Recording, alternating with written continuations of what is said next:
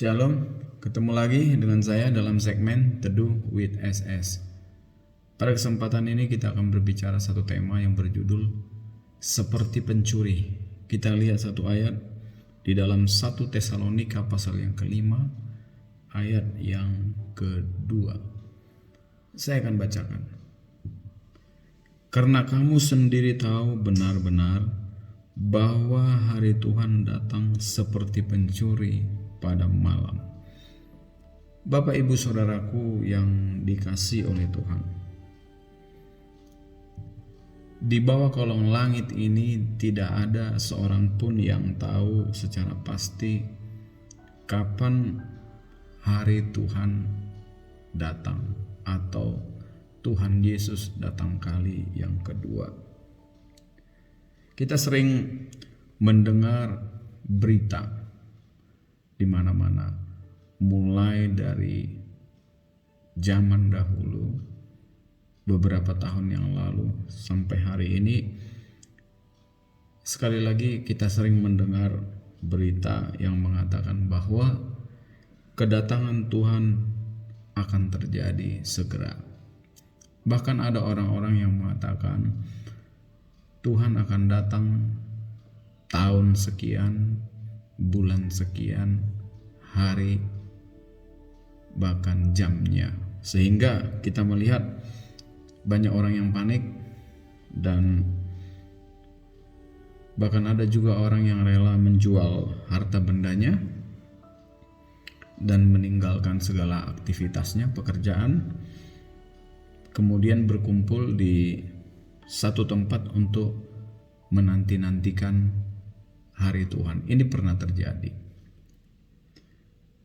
Dan ketika hari hanya tiba, ternyata Tuhan juga belum datang.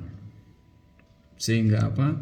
Sehingga orang-orang itu merasa kecewa dan apatis dan bertanya-tanya, benar enggak Tuhan ini akan segera datang? Kira-kira begitu yang pernah terjadi. Dan kita tahu juga bahwa sejak dahulu hamba-hamba Tuhan, pendeta-pendeta menggembar-gemborkan bahwa Tuhan mau datang. Tetapi kenyataannya sampai hari ini Tuhan Yesus juga belum datang. Itu fenomena-fenomena yang terjadi. Tetapi saya mau katakan pada kesempatan ini kepada kita semua, sebagai anak-anak Tuhan, kita harus percaya bahwa pada saatnya Tuhan akan segera datang. Tuhan akan segera datang. Itu sebabnya kita orang-orang percaya harus mempersiapkan diri dengan baik, selalu waspada dan berjaga-jaga, tetap berdoa dan berjaga-jaga dan waspada. Dikatakan di dalam 2 Petrus pasal yang ketiga, ayat yang ke-9. 2 Petrus 3 ayat yang ke-9. Saya akan bacakan. Tuhan tidak lalai menepati janjinya. Sekalipun ada orang yang menganggapnya sebagai kelalaian, tetapi ia sabar terhadap kamu, karena ia menghendaki supaya jangan ada yang binasa, melainkan supaya semua orang berbalik dan bertobat. Tetapi hari Tuhan akan tiba seperti pencuri.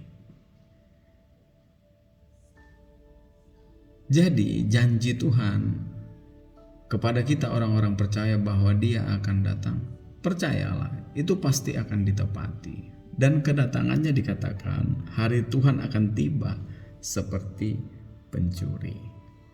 Seperti pencuri di malam hari. Tidak ada yang tahu. Sebabnya kita dikatakan harus berjaga-jaga sambil berdoa, hidup kudus, hidup berkenan di hadapan Tuhan. Kalau kita memperhatikan keadaan dunia saat ini, kita melihat tanda-tanda kedatangan Tuhan yang kedua kalinya sudah amat dekat, sudah amat dekat. Alkitab mengatakan bahwa tanda-tanda itu sudah nyata. Tanda-tanda itu sudah nyata. Saya memperhatikan salah satunya ialah penyakit menular ini, sampar dan penyakit menular. Penyakit sampar maksudnya penyakit menular, seperti virus corona ini. 2,5 tahun hampir kita berperang dengan corona, dan saya ingat betul beberapa bulan yang lalu sebelum Lebaran kita hampir memasuki fase bahwa ini akan menjadi endemi. Oke. Tetapi kita melihat setelah Lebaran, saat ini virus corona naik lagi. Dan pemerintah mengatakan di bulan Juli ini adalah puncak nanti di pertengahan. Dan kita juga melihat di negara-negara lain pemberitaan-pemberitaan di media sosial bahwa COVID juga naik di beberapa negara, dan WHO mengatakan untuk berubah menjadi endemi belum waktunya. Artinya apa? Artinya tidak ada kepastian. Kita belum tahu. Itu satu. Yang kedua, perekonomian. Terjadi perang Ukraina dan Rusia menyebabkan perekonomian di mana-mana menjadi sulit. Harga pangan naik. Dan saat ini banyak orang yang kelaparan, pengangguran. Harga-harga sembako naik. Belum lagi per Juli ini akan ada uji coba pembelian BBM melalui barcode. Begitu juga dengan minyak goreng, harus melalui aplikasi barcode. Belum lagi sebentar lagi kita mendengar LPG 3 kilo dan lain sebagainya. Ini menggenapi firman Tuhan dalam kitab Wahyu pasal yang ke-6. Akan terjadi kelaparan karena apa? Harga pangan cukup mahal. Ini membuktikan tanda-tanda kedatangan Tuhan tidak lama lagi. Itu sebabnya firman Tuhan menegaskan kepada kita pada kesempatan ini untuk kita betul-betul sungguh mencari Tuhan. Di hari-hari yang sulit ini orang menjadi ego. Kasih sudah mulai luntur, mementingkan diri sendiri. Itu yang terjadi di dunia ini. Tetapi pada kesempatan ini saya mengajak kita jemaat-jemaat Tuhan, justru di hari-hari yang sukar ini kita harus tetap memiliki kasih. Sebab apa? Ketika kita memiliki kasih, kita berbagi, menolong. Justru disitulah letak pemeliharaan Tuhan atas hidup kita dengan iman. Sebagaimana janda di Sarfat, dia hanya mempunyai beberapa genggam tepung dan beberapa tetes minyak. Tetapi itu dia persembahkan kepada Elia. Ini suatu hal yang konyol sebenarnya. Tetapi fakta membuktikan ketika dia memberi kepada Elia, maka mukjizat Allah, tepung dan minyak di rumah janda di Sarfat penuh. sampai musim paceklik berakhir. Inilah yang disebut dengan mujizat pemeliharaan Tuhan. Ini yang harus kita miliki sebagai orang-orang percaya. Saya cukup memaklumi di hari-hari ini kita mulai hitung-hitungan. Tetapi jangan pernah kita mulai hitung-hitungan untuk berbuat kasih.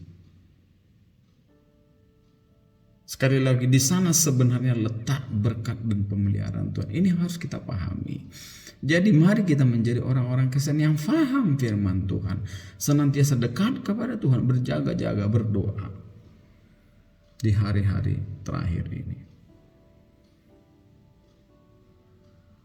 Menakutkan keadaan saat ini, sangat menakutkan. Tetapi saya mau katakan juga pada kesempatan ini, kita tidak perlu takut seperti orang dunia. Justru ini suatu peringatan bagi kita untuk kita lebih memperhatikan bagaimana kita hidup.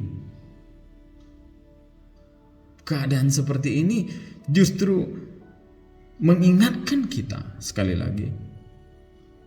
Supaya apa? Supaya memperhatikan bagaimana cara hidup kita saat ini. Apakah hidup kita ini baik, takut akan Tuhan atau tidak? Efesus pasal yang kelima ayat yang ke-16 mengatakan, pergunakanlah waktu yang ada akhir-akhir ini, karena hari-hari ini adalah jahat. Kita harus memperhatikan hidup kita dengan seksama. Apakah hidup kita sudah sesuai dengan kebenaran firman atau belum? Jika belum, kita rubah. Antikris akan dinyatakan.